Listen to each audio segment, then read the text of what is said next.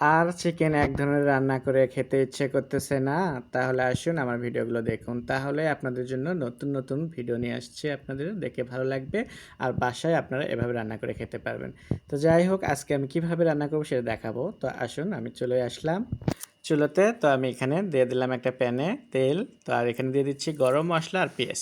তো পেঁয়াজটাকে আমি ভাজার জন্য আমি সাথে একটু লবণ দিয়ে দিলাম, দিয়ে পেঁয়াজটাকে এখন সুন্দরভাবে ভেজে নিচ্ছি। তো পেঁয়াজটাকে ভাজা হয়ে গেলে এখানে দিয়ে দিতে হবে আদা বাটা, রসুন বাটা দিয়ে আমি এখন এটাকে একটু পানি দিচ্ছি, দিয়ে মশলাটাকে সুন্দরভাবে কষা নেব।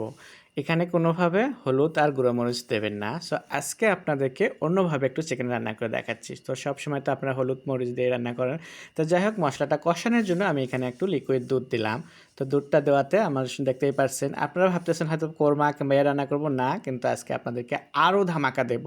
তো যাই হোক, এখানে আমি চিকেন দিয়ে দিলাম, দিয়ে আমি চিকেনটাকে সুন্দরভাবে একটু কষায় নেব এখন মশলার সাথে।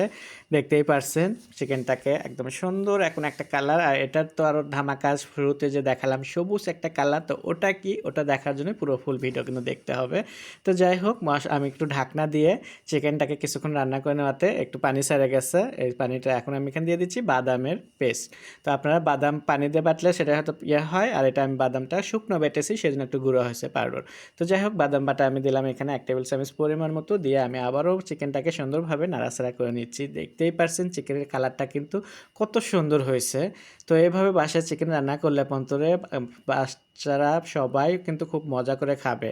দেখা গেছে এই হলো কার লাস্ট যেটা ধামাকা, এটা হলো কার কাঁচামরিচ আর হলো কার ধনের পাতা, এটাকে আমি সুন্দরভাবে ব্লেন্ডার করে নিচ্ছি একটু পানি দিয়ে। তো এটাই হলো কার আজকের একদম টেস্ট নিয়ে আসবে নতুনভাবে, নতুন রকমের দেখতে, যেমন দেখতে সুন্দর হবে খেতেও কিন্তু স্বাদ হবে। তো দেখতেই পারছেন আজকের আমার হলো কার ধনের পাতার চিকেন। তো কালারটা কত সুন্দর হয়েছে, একদম গ্রিন কালার, দেখতেই পারছেন আপনারা। আশা করি আপনাদের ভালো লাগবে আর বাসায় আপনারা একবার হলেও এভাবে রান্না করে নেবেন। তো যাই হোক, এখানে আমি নামানোর আগ দিয়ে কিন্তু দিয়ে দিতে হবে একটু ক্রিম, মিল্ক ক্রিম দিচ্ছি এখানে, দেখতেই পারছেন। আর একটু বাটার দিলাম। তো বাটারটা দেওয়াতে বাটারটার একটা সুন্দর একটা ইয়ে হবে। তো আপনার চাইলে বাটার জায়গায় ঘি দিতে পারেন কিংবা তেলটাও আরও বেশি দিতে পারেন। তো যাই হোক, যেহেতু আমাদের বাসার রান্না সেজন্য তেল মেল আমি একটু কমই দিলাম, নর্মালভাবে রান্না করে দিলাম। তারপর দেখতে পাচ্ছেন কতটা সুন্দর হয়েছে, খেতেও তেমন স্বাদ হবে। আশা করি আপনাদের ভালো লাগবে। আপনাদের ভালো লাগলে স্বাদ ও স্বাদের গল্পের সাথে থাকবেন, বেশি বেশি আরও লাইক করুন।